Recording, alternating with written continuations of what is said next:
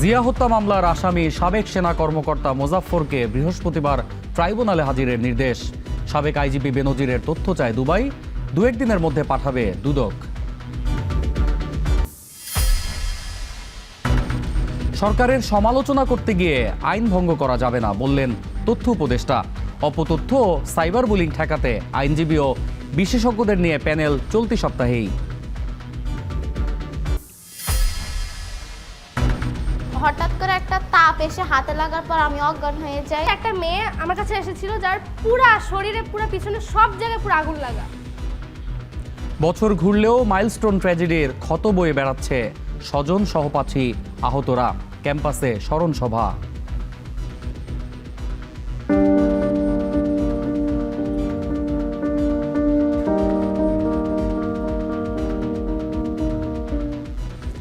উন্নত চিকিৎসায় সহায়তার আশ্বাস স্বাস্থ্যমন্ত্রীর। সহায়তাকারী সবাই অনুপ্রেরণা হয়ে থাকবে বললেন জুবাইদা রহমান।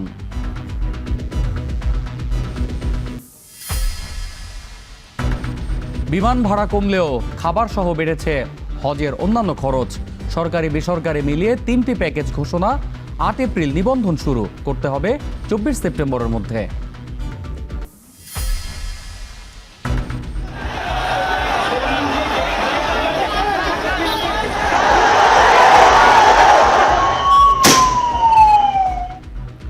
শিক্ষামন্ত্রীর পদত্যাগ, ওয়াংচুকের মুক্তিসহ 3 দাবিতে টানা দ্বিতীয় দিন সংসদ অভিমুখে পদযাত্রার ঘোষণা ককরোচ জনতা পার্টির। আন্দোলনে সমর্থন রাহুল গান্ধীর।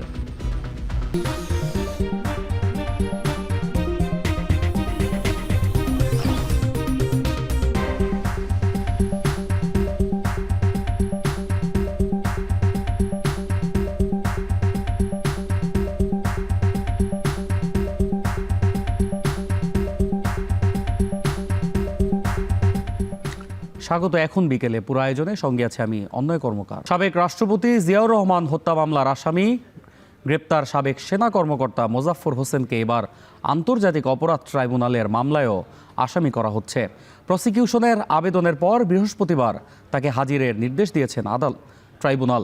চিফ প্রসিকিউটর জানান, 1/11 অন্যতম কুশীলব আরেক সাবেক শীর্ষ সেনা কর্মকর্তা মাসুদ উদ্দিনের সঙ্গে মোজাফফরের নিয়মিত যোগাযোগ ছিল। আরও জানাচ্ছেন ইমদাদ হোসেন। 1981 সালের 30 মে চট্টগ্রাম সার্কিট হাউজে নিহত হন তৎকালীন রাষ্ট্রপতি জিয়াউর রহমান। সেই হত্যা মামলার অন্যতম আসামি সাবেক সেনা কর্মকর্তা মোজাফফর হোসেন দীর্ঘ 45 বছর ধরে ছিলেন পলাতক।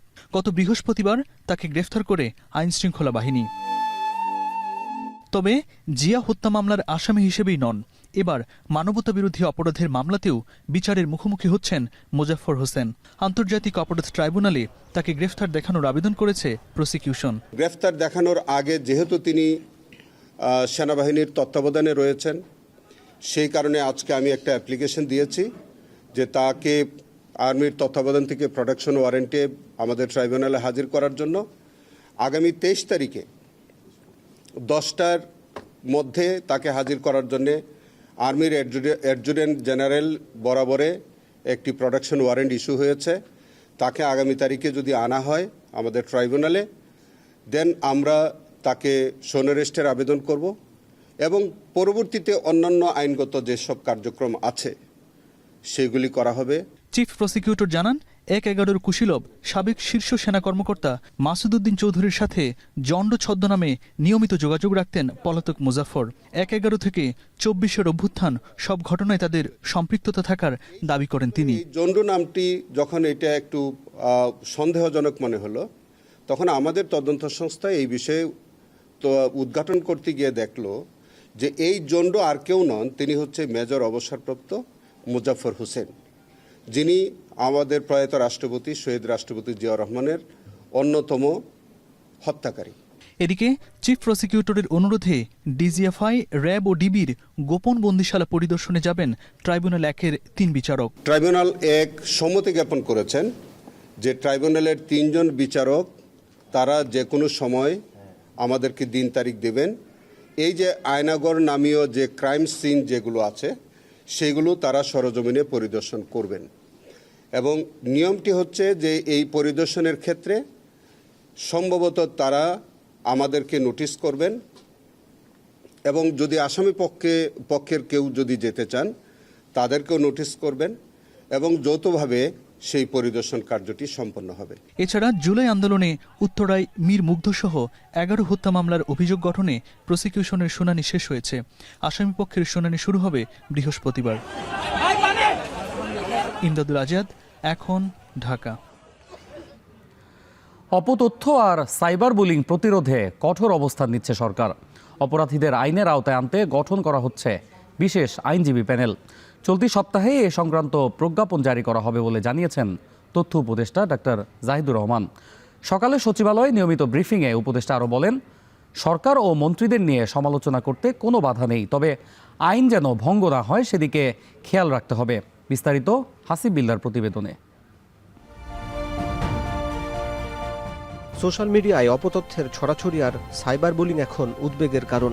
প্রতিনিয়ত উদ্দেশ্যপ্রণোদিত ভুল তথ্যে বিভ্রান্ত হচ্ছেন সাধারণ মানুষ, শিকার হচ্ছেন কুরুচিপূর্ণ আক্রমণের। অপতথ্য ও সাইবার ক্রাইম প্রতিরোধে সাইবার সুরক্ষা আইন থাকলেও খুব একটা সফলতা মেলেনি। আইনটির অপব্যবহার নিয়েও উদ্বেগ আছে সচেতন মহলে। সাইবার বুলিং বিশেষ করে এগুলো এই রাষ্ট্র সহ্য করবে না, সরকার সহ্য করবে না। এ অবস্থায় সাইবার বুলিং শক্ত হাতে দমন ও অপতথ্য ছড়িয়ে পড়া ঠেকাতে এবার প্যানেল গঠনের উদ্যোগ নিয়েছে সরকার। প্রধানমন্ত্রীর তথ্য সম্প্রচার বিষয়ক উপদেষ্টা ডাক্তার জাহিদুর রহমান জানান, প্যানেলে আইনজীবী ও বিশেষজ্ঞ থাকবেন। আইনজীবী প্যানেল যেটার কথা বলা হয়েছিল এটা গঠন সম্পূর্ণ হয়েছে। এটার কতগুলো অ্যাডমিনিস্ট্রেটিভ প্রসেস ছিল, বিজ্ঞাপন দিতে হয়েছে, ইন্টারভিউ হয়েছে, নানা রকম ভেরিফিকেশন ছিল। সব শেষে এই প্যানেল তৈরির কাজ শেষ। জাস্ট ফর্মাল প্রজ্ঞাপনটা বাকি আছে। এটা খুব দ্রুত 2-1 দিনের মধ্যেই হয়ে যাবে। এই রাষ্ট্র, এই সরকার সিরিয়াস কগনিজেন্সে নিতে যাচ্ছে। আপনারা সতর্ক হয়ে যান। আওয়ামী লীগ আমলে অপরাধের সঙ্গে জড়িত পুলিশ ও প্রশাসনের কর্মকর্তাদের তালিকা করে পর্যায়ক্রমে ব্যবস্থা নেওয়া হচ্ছে বলে জানান তথ্য উপদেষ্টা। একই সাথে সরকারের পারফরমেন্স নিশ্চিত করতে প্রধানমন্ত্রী প্রয়োজনে মন্ত্রিসভার রদবদল করবেন বলেও উল্লেখ করেন তিনি। একটা দেশে দীর্ঘদিন যখন একটা এই ধরনের সরকারের অধীনে থাকে, তাদের প্রচুর লোকজন থেকে গেছে। আপনি খুব রাতারাতি এগুলো পরিবর্তন করে ফেলা কঠিন, কিন্তু আপনি যদি খুব গভীরভাবে দেখেন, দেখবেন ব্যবস্থা নেওয়া হয়েছে। কিছু পুলিশ কর্মকর্তা বা প্রশাসনের কিছু মানুষজনের বিরুদ্ধে ব্যবস্থা নেওয়া হচ্ছে। মাননীয় প্রধানমন্ত্রী একটা মন্ত্রিসভা তৈরি করেছেন, একটা উপদেষ্টা পরিষদ তৈরি করেছেন।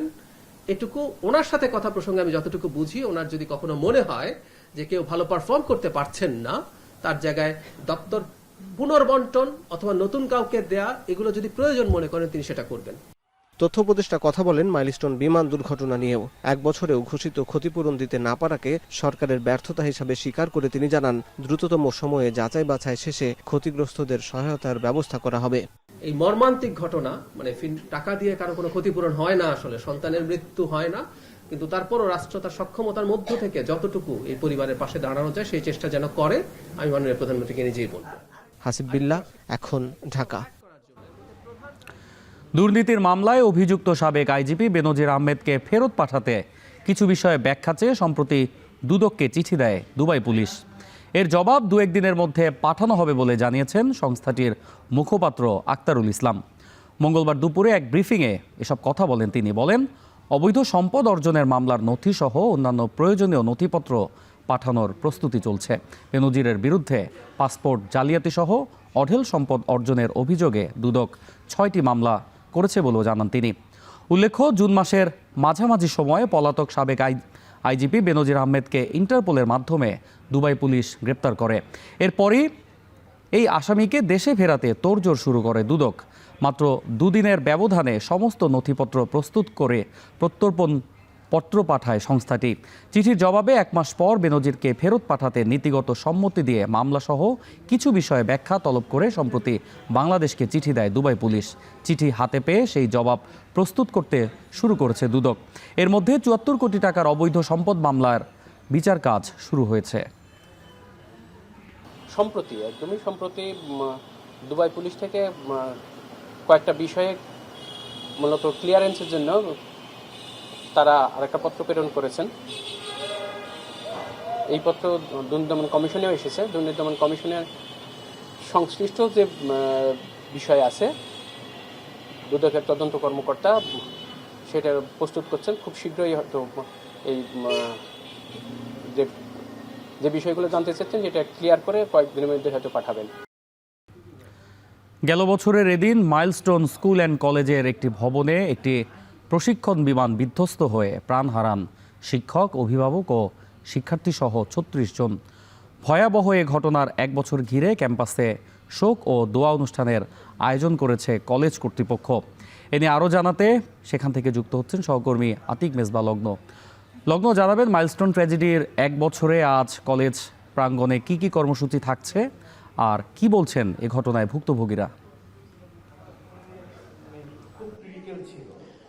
অন্যায় সকাল থেকে আমরা দেখেছি যে সেখানে এক দফায় দোয়া আয়োজন করা হয়েছিল এবং চিঠির মাধ্যমে স্মৃতিচারণার যে কার্যক্রম সেটি এখন পর্যন্ত আমরা দেখেছিলাম যে চিঠি লিখে তাদের যে হারানো স্বজনরা রয়েছে, হারানো বন্ধুরা রয়েছে তাদেরকে স্মরণ করেছে এবং সেই জায়গা থেকে নিশ্চিত করা হয়েছে সে বিষয়টি আমরা দেখেছি। তবে এখন মূলত স্মৃতিচারণার জন্য দ্বিতীয় দফায় বিকেলের যে আয়োজন ছিল সেই আয়োজন ইতিমধ্যেই শুরু হয়েছে। অর্থাৎ বিকেলে যারা আহতরা রয়েছেন, নিহতের পরিবার, নিহতের স্বজন, অভিভাবক এবং আহত পরিবারে যারা রয়েছেন এবং একই সাথে বিশ্ববিদ্যালয়ের শিক্ষক শিক্ষিকা মণ্ডলী যারা শুরু থেকেই আসলে সেই ঘটনা, সেদিনের ঘটনাকে পর্যবেক্ষণ করেছেন, সেই ঘটনার সাক্ষী হয়েছেন, তারাই মূলত এখানে স্মৃতিচারণা করছেন এবং তাদের স্মৃতিচারণা একটা মর্মান্তিক একটা আবহ তৈরি হয়ে গেছে এই কলেজটির যে অডিটোরিয়াম রয়েছে, এই কেন্দ্রীয় অডিটোরিয়ামে। আমরা আসলে কথা বলছিলাম এখানে যারা অভিভাবকরা রয়েছেন তাদের সাথে, তারা বেশ কিছু বিষয় বলেছেন, ক্ষতিপূরণ নিয়ে আক্ষেপের কথা বলেছেন, একই সাথে বলেছেন কলেজের অবকাঠামোগত বেশ সমস্যা ছিল, তো ভবিষ্যতে যেন এই ধরনের কোনো সমস্যা না হয় সেই জন্য কলেজ কর্তৃপক্ষ কতটুকু তৎপর সে বিষয়টি বলছেন। একই সাথে যেহেতু বিমানবন্দরও খুব একটা দূরে নয় এই কলেজ ক্যাম্পাস থেকে, তো সেক্ষেত্রে আসলে যারা শিক্ষার্থীরা রয়েছেন অনেকে ট্রমাটাইজড হয়ে গেছেন, তাদেরকে মানসিকভাবে কোনো ট্রেনিংয়ের মধ্যে নিয়ে আসা হবে কিনা, কাউন্সিলিং করা হবে কিনা সেই বিষয়গুলো দাবি এবং তৎপরতা রেখেছেন এবং একই সাথে যে বিভীষিকাময় সময়, সেই সময়ের সেই পঞ্জিকাকে নতুন করে তারা এখানে নতুন করে তুলে নিয়েছেন সময় যন্ত্রে এবং বলেছেন যে এই ধরনের কোনো বিভীষিকাময় চিত্র তারা দেখতে চান না।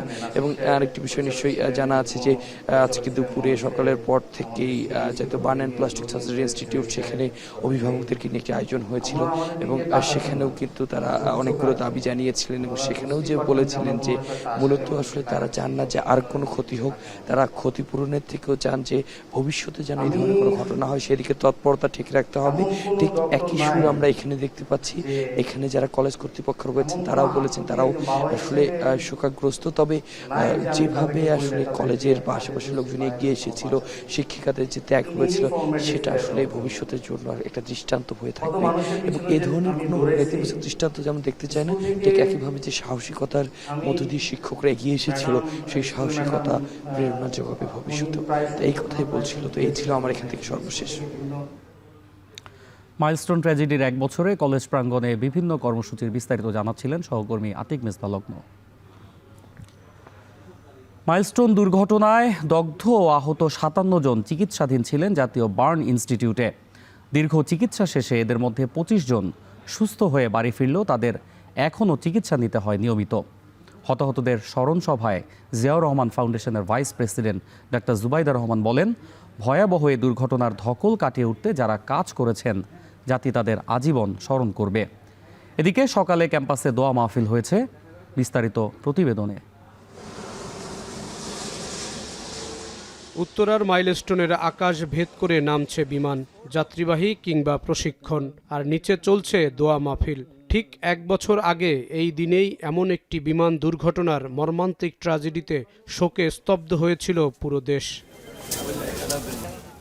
নিহতদের স্মরণ, আহতদের প্রতি সংহতি জানাতে এই ২ দিনের কর্মসূচি নিয়েছে শিক্ষা প্রতিষ্ঠানটি। চিঠির শব্দে হারিয়ে যাওয়া বন্ধুদের স্মরণ করছে সহপাঠীরা, যাদের ছুটির ঘণ্টা বেজেছে চিরদিনের জন্য। দুর্বিষহ এই দিনকে ঘিরে অভিভাবক স্বজনদের নিয়ে স্মৃতিচারণার আয়োজন হয় জাতীয় বার্ন ও প্লাস্টিক সার্জারি ইনস্টিটিউটে, যেখানে চিকিৎসাধীন অবস্থায় মৃত্যুর কাছে হার মেনেছিল পৃথিবী গড়ার স্বপ্ন। আমাদের সন্তানদেরকে আমরা স্কুলে পাঠিয়েছিলাম সুস্থ সবলভাবে, যাতে তারা স্কুল শেষ করে বাড়িতে ফিরে আসতে পারে। তারা ঠিকই ফিরেছে, কিন্তু তাদের শরীরে আগুনের দগ্ধ ক্ষত নিয়ে ১ বছর পেরিয়ে গেছে, কিন্তু আমাদের সেই শোককে কেউ মুছে দিতে পারেনি।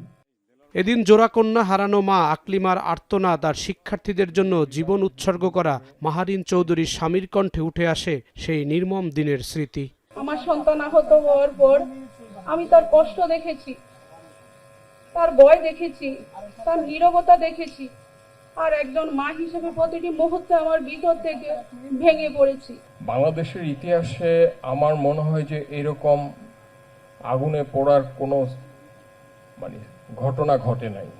এ সময় তদন্ত প্রতিবেদন প্রকাশে বিলম্ব, প্রতিশ্রুত ক্ষতিপূরণ বাস্তবায়নে গাফিলতির অভিযোগ তোলেন ক্ষতিগ্রস্তরা। প্রশ্ন ওঠে শিক্ষা প্রতিষ্ঠানের অপরিকল্পিত অবকাঠামো নিয়েও। বার্নে জ্বালা কতটুকু যার বার্ন হয়নি তিনি বুঝবেন না। অনুষ্ঠানে ভারত, সিঙ্গাপুর, চীন ও যুক্তরাজ্যের কূটনীতিকরা উপস্থিত ছিলেন। যে কোনো সংকটে পাশে থাকার আশ্বাস দেন তারা। এই ইনস্টিটিউটের যা স্টাফ আছে, যা ডাক্তারগুলো আছে, ওদের অবদান আমার ভাবা যায় না কি ওই সময় ওরা কি দিন দেখিনি, রাত দেখিনি, আর পুরো যাভাবে মানুষের প্রাণটা বাঁচতে পারে ওইটাই করেছে উনি। অনুষ্ঠানে স্বাস্থ্যমন্ত্রী সর্দার মোহাম্মদ সাখাওয়াত হোসেন বলেন, মাইলস্টোন বিমান দুর্ঘটনায় আহতদের উন্নত চিকিৎসায় প্রয়োজনে সকল পদক্ষেপ নেবে সরকার। ডাক্তাররা নিষ্ঠার সাথে বার্ন ইউনিটে কাজ করে যাচ্ছেন। এরপরেও যদি আরো কিছু উন্নততর চিকিৎসারও প্রয়োজন হয়, আমাদের সরকার, আমরা পিছিয়ে থাকবো না। তাদের জীবনের উন্নতির জন্য এবং রিহেবিলিটেশনের জন্য যদি কিছু করতে হয়, ইনশাল্লাহ আমরা আমাদের সরকারের পক্ষ থেকে করব। অনুষ্ঠানে প্রধান অতিথি হিসাবে জিয়াউর রহমান ফাউন্ডেশনের vice president doctor Zubaida Rahman বলেন, মাইলস্টোন স্কুলের ট্র্যাজেডিতে সবাই সাহস নিয়ে যেভাবে দাঁড়িয়েছে তা অনুপ্রেরণা হয়ে থাকবে। জাতি কখনোই তাদের ভুলবে না।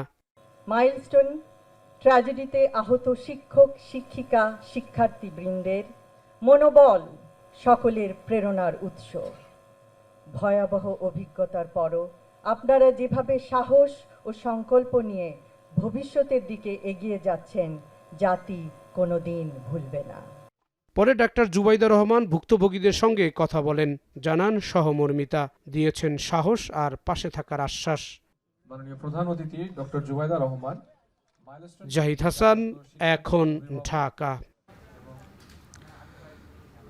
মাইলস্টোন ট্র্যাজেডির বছর পেরোলেও দিনটির ভয়াবহ স্মৃতি এখনও তাড়া করে ফেরে শিক্ষক, শিক্ষার্থী সহ স্বজন হারানো পরিবারগুলোকে।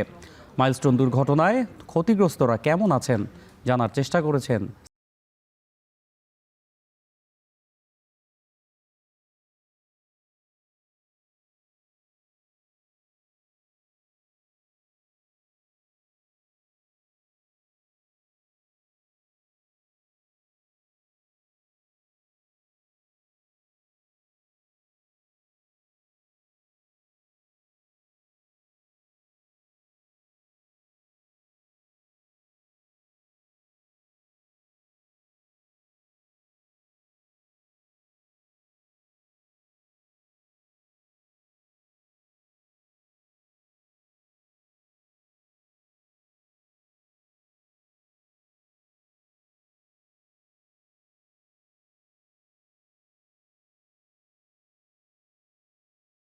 মনের অজান্তেই ভিজে যায় চোখ।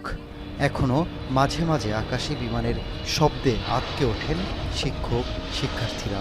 বিমানের শব্দ শুনলে আমাদের মনের মধ্যে একটা ভয় কাজ করে, যেটা সত্যি, এবং ওই স্মৃতিতেই ফিরে যাই আমরা। একটা মেয়ে আমার কাছে এসেছিল যার পুরা শরীরে, পুরা পিছনে সব জায়গায় পুরো আগুন লাগা। পরে হচ্ছে একটা টিচার গায়ে পানি ঢেলেছে, পরে ওর আগুনটা নিভেছে। আমার একজন মিস ছিলেন, মাহরিন মিস, তিনি আমাকে একদম অনেক নিজের সন্তানের মতো আদর করতেন।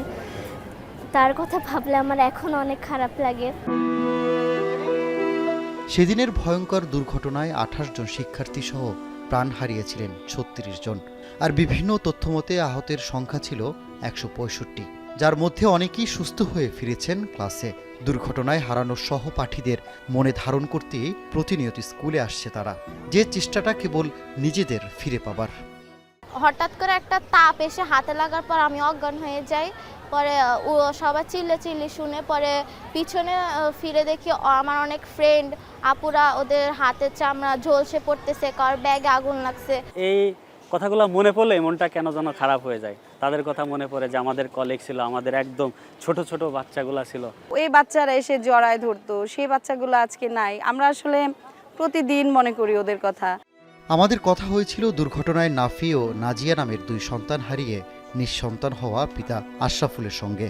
এক বছরেও স্বাভাবিক হতে পারেননি তিনি ও তার পরিবার। এখনও অপলক দৃষ্টিতে তাকিয়ে সন্তানদের স্মৃতি বয়ে বেড়ান তিনি। তার মতো অনেকেই প্রিয় সন্তানকে হারিয়ে আজও দিশেহারা। সরকারের কাছে তাদের কেবল একটাই চাওয়া, হারানো সন্তানদের যথাযথ মর্যাদা ও সঠিক বিচার। আজকে কেউ যদি দায় স্বীকার করত, কারো যদি একটা শাস্তি হইতো, শাস্তি হইলে তো আমার বাচ্চাদেরকে আমরা ফেরত পাবো না। শাস্তিটা হওয়া এটাই ভবিষ্যতে যাতে এই ধরনের ঘটনাগুলো না ঘটে। কখনোই আমাদের থেকে কোনো খোঁজখবর আসে নাই, কোনো কিছু বলেও নাই।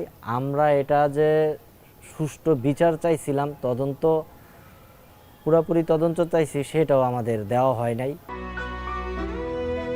অভিযোগ আছে প্রথম দিকে সবাই খোঁজ খবর নিলেও এখন আর ভুক্তভোগী পরিবারের খোঁজ রাখছে না কেউ। সরকারের দেওয়া প্রতিশ্রুতিগুলো বাস্তবে আর আলোর মুখ দেখেনি।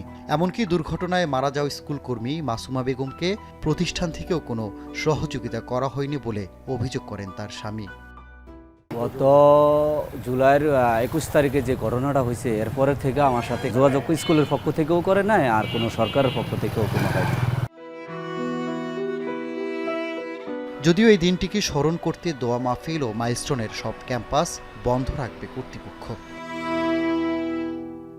এই ভবনটিতেই আছড়ে পড়েছিল বিধ্বস্ত হওয়া বিমানটি। দুর্ঘটনায় ক্ষতিগ্রস্ত এই ভবনটি পুনর্স্থাপনের কথা ভাবছে কর্তৃপক্ষ। তবে ভবনটি পুনর্স্থাপন বা মেরামত যেটাই করা হোক, প্রিয়জন হারানোর সেই বিভীষিকাময় ভয়ঙ্কর দিনটি মন থেকে সেরে উঠতে ঠিক কতদিন, মাস বা বছর লাগবে?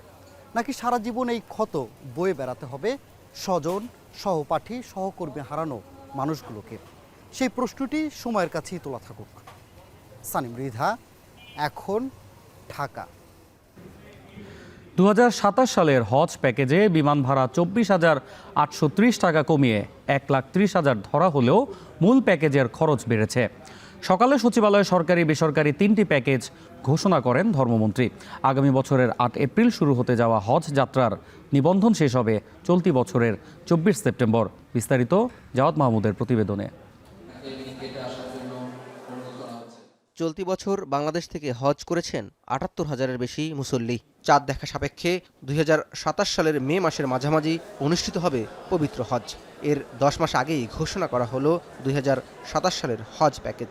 প্রথম প্যাকেজে 6,15,263 টাকা ও প্যাকেজ 2-এ খরচ পড়বে 5,05,648 টাকা। 2026 সালে সরকার ঘোষিত সর্বনিম্ন 4,67,137 টাকার প্যাকেজে হজ যাত্রীদের প্রতিদিনের খাবারের খরচ যুক্ত ছিল না। হাজিদের সেই টাকা নিজ উদ্যোগে খরচ করতে হতো। নতুন প্যাকেজে বাধ্যতামূলকভাবে 39,508 টাকার খাবারের জন্য অন্তর্ভুক্ত করা হয়েছে। এখানে দুটো জিনিস বাড়তেছে, একটা হলো খাবারের জন্য বাড়তেছে 39,508 টাকা, আর সার্ভিস চার্জ 23,240 টাকা, আর মুদ্রা বিনিময় হারে বেড়েছে 3,826 টাকা। সৌদি সরকার এবার বাধ্যতামূলক করেছে খাবার ওনারা সরবরাহ করবে, যে জন্য টাকাটা দিতে হবে। সচিবালয়ে ধর্মমন্ত্রী জানান, আগামী বছরের 8 এপ্রিল থেকে শুরু হবে হজ ফ্লাইট। নিবন্ধন শেষ করতে হবে 24 সেপ্টেম্বরের মধ্যে। 2027 সালের হজের নিবন্ধন 24 সেপ্টেম্বর 2026 তারিখে শেষ হবে।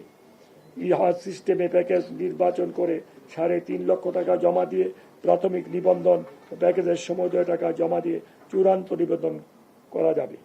হজ গমনের জন্য পাসপোর্টের মেয়াদ 2027 সালের 31 ডিসেম্বর পর্যন্ত থাকতে হবে। চাঁদ দেখে সাপেক্ষে 2027 সালের 8 এপ্রিল হজ ফ্লাইট শুরু হবে এবং 15 মে পবিত্র হজ অনুষ্ঠিত হবে। অন্যদিকে বেসরকারি ব্যবস্থাপনায় একটি হজ প্যাকেজ ঘোষণা করেছে সরকার। খরচ ধরা হয়েছে 5,13,645 টাকা। আর হজে যেতে হলে পাসপোর্টের মেয়াদ থাকতে হবে 2027 সালের 31 ডিসেম্বর পর্যন্ত। পৃথিবীতে কোথাও না, সবখানি বাড়ে। যেখানে 2 লক্ষ টাকা ছিল সেখানে 1,30,000 টাকা। ইনশাল্লাহ আগামীতে আল্লাহ যদি সহি সালামত রাখে আরো কমবে। জাওয়াদ মাহমুদ, এখন, ঢাকা। আসন্ন স্থানীয় সরকার নির্বাচন উপলক্ষে আইন ও আচরণ বিধিমালা চূড়ান্ত করতে বৈঠকে বসেছে নির্বাচন কমিশন। এই মুহূর্তে সেখানে আছেন সহকর্মী মিয়া আমিরুল, সরাসরি যুক্ত হচ্ছি তার সাথে। আমিরুল, জানাবেন নির্বাচন কমিশনের বিদ্যমান আইন ও আচরণ বিধিতে কি কি পরিবর্তন আসতে পারে, এ বিষয়ে আপনি কোনো আভাস পেয়েছেন কিনা? অনয় মোটা দাগে আজকের যে কমিশন সভা সেখান থেকে দুইটা বিষয় এজেন্ডা হিসেবে রাখা হয়েছে। একটি হচ্ছে ইউপি নির্বাচনের যে আচরণ বিধিমালা সেটি চূড়ান্ত, যেহেতু সরকারের পক্ষ থেকে অনেকটা নির্দিষ্ট করে বলা হয়েছে যে অক্টোবরের দিকে ইউপি নির্বাচন শুরু হতে পারে, অর্থাৎ সেক্ষেত্রে আগস্টের শেষ নাগাদ কিন্তু তফসিল দিতে হবে।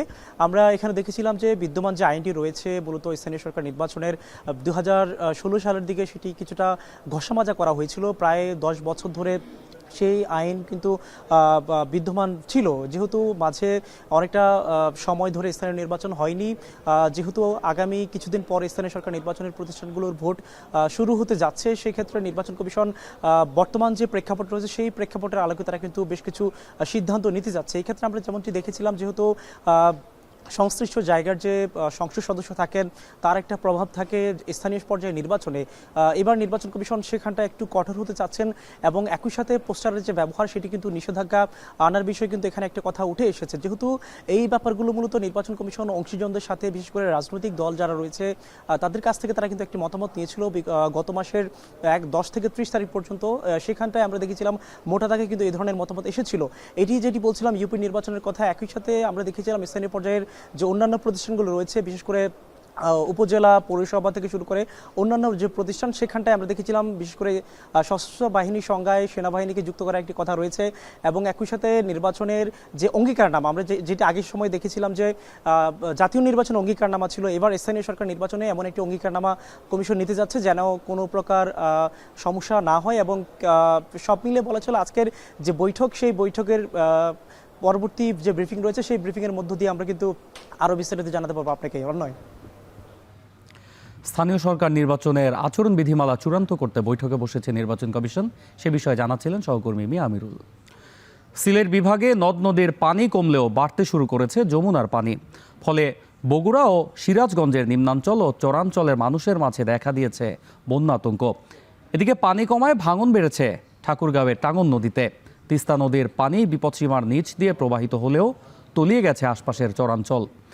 বন্যা পূর্বাভাস কেন্দ্র জানিয়েছে সিলেট ও সুনামগঞ্জে স্বল্পমেয়াদী বন্যা পরিস্থিতির সৃষ্টি হতে পারে। এছাড়াও আগামী 72 ঘন্টায় সাঙ্গু মাতামুহুরী নদীর পানি সতর্ক সীমায় প্রবাহিত হতে পারে। বিস্তারিত প্রতিবেদনে। উজানের ঢল আর টানা বৃষ্টির প্রভাবে দেশের কয়েকটি নদ নদীর পানি ওঠানামা করছে। কোথাও পানি কমে স্বস্তি ফিরলেও কোথাও বাড়ছে বন্যার শঙ্কা। সবচেয়ে বেশি উদ্বেগ যমুনা অববাহিকায়। বগুড়ার সারিয়াকান্দিতে গত 24 ঘন্টায় যমুনার পানি বেড়েছে 11 সেন্টিমিটার, যদিও এখনও বিপদসীমার নিচ দিয়ে প্রবাহিত হচ্ছে। তবে পানি বৃদ্ধিতে সারিয়াকান্দি ও ধুনট উপজেলার কৃষি জমিতে জলাবদ্ধতা তৈরি হয়েছে। ধান, পাট ও ভুট্টার ক্ষতির আশঙ্কা করছেন কৃষকরা। যদিও পানি উন্নয়ন বোর্ড বলছে আগামী 2 থেকে 3 দিনের মধ্যে বন্যার আশঙ্কা নেই। এবার পানি কম ছিল, কমে আবার এমন ঠেলা মারছে, তো অনেক পানি হয়ে গেছে। ওনার কিছু ধান পাট আসলো সেগুলো ক্ষতি হয়ে গেছে, ডুবে গেছে, আর ওখানে ভাঙ্গিচ্ছে, মূলবাড়ি ডায়াত মারা সর ভাঙ্গিচ্ছে। সিরাজগঞ্জে গত 7 দিনে যমুনার পানি বেড়েছে প্রায় 100 সেন্টিমিটার। বাড়ছে করতোয়া ও বড়াল নদীর পানিও। এতে নিম্নাঞ্চল ও চরাঞ্চলের মানুষ বন্যার শঙ্কায় দিন কাটাচ্ছেন। তলিয়ে গেছে নিচু এলাকার ফসলি জমি, বাড়ছে নদী ভাঙনও। বিশেষ করে সদর উপজেলার কাওয়াকোলা, মেছরা, রতনকান্দি এবং চৌহালির কয়েকটি এলাকায় ভাঙন তীব্র আকার ধারণ করেছে। তবে পানি উন্নয়ন বোর্ড জানিয়েছে যমুনার পানি এখনও বিপদসীমার 61 সেন্টিমিটার নিচে রয়েছে। পরিস্থিতি পর্যবেক্ষণে রেখে সম্ভাব্য বন্যা মোকাবেলায় প্রস্তুতি নিয়েছে জেলা প্রশাসন। অন্যদিকে সুনামগঞ্জে টানা 2 দিনের বৃষ্টি ও পাহাড়ি ঢলে নদ নদীর পানি বাড়লেও সোমবার সন্ধ্যার পর থেকে কমতে শুরু করেছে। সুরমা নদীর পানি 13 সেন্টিমিটার কমে এখন বিপদসীমার 43 সেন্টিমিটার নিচ দিয়ে প্রবাহিত হচ্ছে। কমেছে জাদুকাটা, রক্তি ও বৌলাই নদীর পানিও। তবে স্থানীয়দের আশঙ্কা আবার ভারী বৃষ্টি হলে নতুন করে বন্যা দেখা দিতে পারে। রংপুর অঞ্চলেও তিস্তার পানি কমার প্রবণতা দেখা গেছে।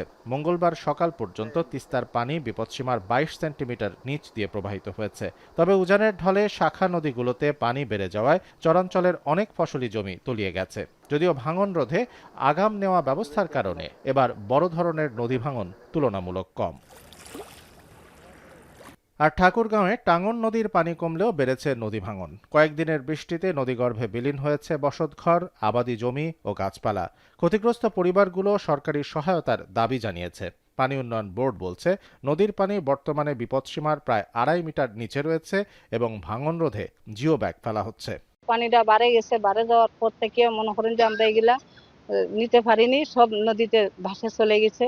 এদিকে ময়মনসিংহ অঞ্চলে বৃষ্টিপাত কমায় নেত্রকোনা ও শেরপুরে বন্যা পরিস্থিতির উন্নতি হয়েছে। নদীর পানি নামতে শুরু করলেও ভেসে উঠছে ক্ষয়ক্ষতির চিত্র। পাহাড়ি ঢলের স্রোতে ভেঙে গেছে সড়ক, সেতু, শিক্ষা প্রতিষ্ঠানের অংশ এবং নদী তীর। অনেক এলাকায় নষ্ট হয়েছে ফসল, ভেসে গেছে মাছের ঘের। ক্ষতিগ্রস্তদের সহায়তা ও কৃষি পুনর্বাসনের আশ্বাস দিয়েছে স্থানীয় প্রশাসন। এদিকে আবহাওয়া অধিদপ্তর জানিয়েছে, মৌসুমী বায়ু সক্রিয় থাকায় আগামী 5 দিন দেশের বিভিন্ন অঞ্চলে হালকা থেকে মাঝারি, কোথাও কোথাও ভারী থেকে অতি ভারী বৃষ্টিপাত হতে পারে। বিশেষ করে খুলনা, বরিশাল ও চট্টগ্রাম বিভাগে বৃষ্টির প্রবণতা বেশি থাকবে। আগামী 3-4 দিন দক্ষিণ অঞ্চলে বেশি হবে, খুলনা, বরিশাল, চট্টগ্রাম, এবং চট্টগ্রামও আগামীকাল থেকে একটু একটু করে বৃষ্টি বাড়বে। এখন যে বৃষ্টি হচ্ছে, বৃষ্টিটা বাড়বে, তারপর হচ্ছে আবার বৃষ্টিটা কমে একটা ব্রেক হবে, কারণ মৌসুমে কিছুটা সক্রিয়তা কমে যাবে। আগামী 24 থেকে 48 ঘন্টায় সুরমা কুশিয়ারা নদীর পানি বৃদ্ধি অব্যাহত থাকতে পারে এবং এর ফলে সিলেট ও সুনামগঞ্জ জেলার কিছু নিম্নাঞ্চলে বিপদসীমা অতিক্রম করে স্বল্পমেয়াদী বন্যা পরিস্থিতি সৃষ্টির ঝুঁকি রয়েছে। নদী অববাহিকার বাসিন্দাদের সতর্ক থাকার পরামর্শ দিয়েছেন সংশ্লিষ্টরা। শামসুল আরেফিন, এখন। সরকারের কাছ থেকে প্রতিশ্রুতি না পাওয়ায় দ্বিতীয় দিনের মতো সংসদ অভিমুখে পদযাত্রা অব্যাহত রাখার ঘোষণা দিয়েছে ককরোচ জনতা পার্টি। শিক্ষামন্ত্রীর পদত্যাগ, ওয়াংচুকের মুক্তিসহ লিখিত আকারে 3টি দাবির কথা তুলে ধরেছে তারা। এদিকে সোমবার সংঘর্ষে আহত হয়েছেন 118 পুলিশ সহ 60 জন বিক্ষোভকারী। ভাঙচুর, অগ্নিসংযোগের দায়ে আটক করা হয়েছে আরও 70 জনকে। শান্তিপূর্ণ প্রতিবাদ সবার মৌলিক অধিকার বলে মন্তব্য করেছেন বিরোধী নেতা রাহুল গান্ধী। আর মেডিকেল ভর্তি পরীক্ষার প্রশ্ন ফাঁসে দায়ীদের বিরুদ্ধে কঠোর ব্যবস্থা নেওয়ার নির্দেশ দিয়েছেন প্রধানমন্ত্রী নরেন্দ্র মোদী। এদিকে ককরোচ জনতা পার্টির কর্মসূচিতে পুলিশের সহিংস ভূমিকার তীব্র নিন্দা জানিয়ে একাত্মতা ঘোষণা করেছেন শিল্পী, রাজনীতিবিদ, বিরোধী ও বামফ্রন্ট নেতাসহ সর্বস্তরের মানুষ। শান্তিপূর্ণ এই আন্দোলন তরুণদের অধিকার মন্তব্য করেছেন বিরোধী নেতা রাহুল গান্ধী।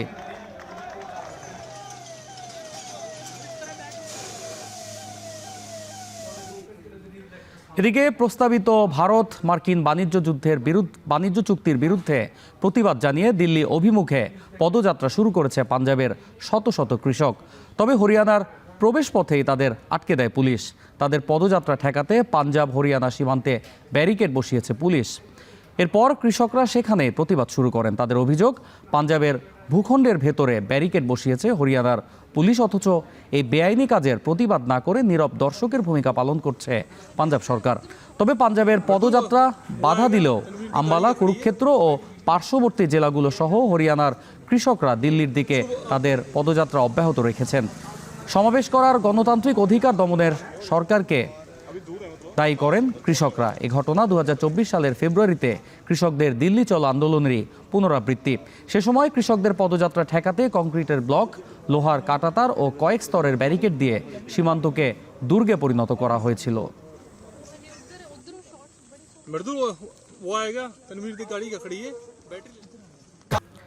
দায়িত্ব নিয়েই বিদ্যুৎ বিলের ওপর থেকে ভ্যাট তুলে নেয়ার ঘোষণা দিয়েছেন ব্রিটিশ প্রধানমন্ত্রী অ্যান্ডি বার্নাম। একই সঙ্গে সাবেক স্টারমার সরকারের ডিজিটাল আইডি স্কিম প্রকল্প বাতিলের ঘোষণাও দিয়েছেন তিনি। এছাড়াও সাধারণ মানুষের জীবনযাত্রার ব্যয় কমাতে অগ্রাধিকার ভিত্তিতে সরকারি সম্পদ ও অর্থ সরাসরি খরচ করার সিদ্ধান্ত এসেছে। বিস্তারিত জানাচ্ছেন সুলতানা দিনা। জীবনযাত্রার ব্যয় কমানো, রাজনৈতিক স্থিতিশীলতা ফেরানো, ওয়েস্টমিনস্টার থেকে উত্তর ইংল্যান্ডে ক্ষমতা বিকেন্দ্রীকরণের অঙ্গীকার সহ নতুন রাজনৈতিক এবং অর্থনৈতিক মডেল নিয়ে সরকার গঠন করেছেন নতুন ব্রিটিশ প্রধানমন্ত্রী Andy Barnum. I have just come from Buckingham Palace where I have accepted His Majesty the King's invitation to form a government. Thank you. এরই মধ্যে প্রধানমন্ত্রী হিসেবে নিজের প্রথম ভাষণে অগ্রাধিকার হিসেবে বেশ কিছু গুরুত্বপূর্ণ সিদ্ধান্তের ঘোষণা দেন বার্নাম। গৃহস্থালী বিদ্যুতের খরচ কমাতে স্টারমারের ডিজিটাল আইডি প্রকল্প বাতিল করেছে তার সরকার। আগামী অক্টোবর থেকে বিদ্যুৎ বিল থেকে ভ্যাট তুলে নেয়ার ঘোষণা দেন তিনি, যার ফলে প্রতিটি পরিবার বছরে প্রায় 45 পাউন্ড সাশ্রয় করতে পারবে। অতীতে এই প্রকল্পের আওতায় ভ্যাটের হার ছিল 5%। সাবেক প্রধানমন্ত্রী কিয়ার স্টারমারের ডিজিটাল আইডি প্রকল্পের লক্ষ্য ছিল অবৈধ অভিবাসন নিয়ন্ত্রণ, কর্মসংস্থানে কঠোর নিয়ম আনা এবং সরকারি পরিষেবায় সহজগম্যতা। স্টারমারের যুক্তি, এতে অবৈধভাবে কর্মরত অভিবাসীদের বিরুদ্ধে কঠোর ব্যবস্থা নেওয়া সহজ হবে, আধুনিক হবে রাষ্ট্র। তবে প্রায় 2 মিলিয়ন পাউন্ডের এই প্রকল্পটি নিয়ে তীব্র সমালোচনা এবং বিতর্ক তৈরি হয়। অনেক লেবার এমপি এবং বিরোধী নেতা প্রকল্পটি বাস্তবায়নে নাগরিকদের ব্যক্তিগত তথ্যের নিরাপত্তা ঝুঁকি, ব্যাপক আর্থিক অপচয়ের শঙ্কার কথা জানিয়ে বিরোধিতা করেন। অনেকে একে ব্যক্তিগত স্বাধীনতায় হস্তক্ষেপ এবং নাগরিকদের উপর নজরদারি বাড়ানোর প্রচেষ্টা হিসেবে আখ্যা দেন। বিতর্কিত প্রকল্পটির বিরুদ্ধে 2.5 মিলিয়নেরও বেশি মানুষ পিটিশনে স্বাক্ষর করেন। সেই ধারাবাহিকতায় দায়িত্ব গ্রহণের পরই বাধ্যতামূলক সেই ডিজিটাল আইডি প্রকল্প পুরোপুরি বাতিল করে দিলেন অ্যান্ডি বার্নাম। সুলতানা দিনা, এখন বিশ্ব। আর এই ছিল এখন বিকেল। এখন টেলিভিশন ওয়েবসাইটে দেখতে ভিজিট করুন www.ekon.tv, ফেসবুকে দেখতে ভিজিট করুন facebook.com/tv.ekon, এছাড়া ইউটিউবে দেখতে ভিজিট করুন youtube.com/c/ekontv।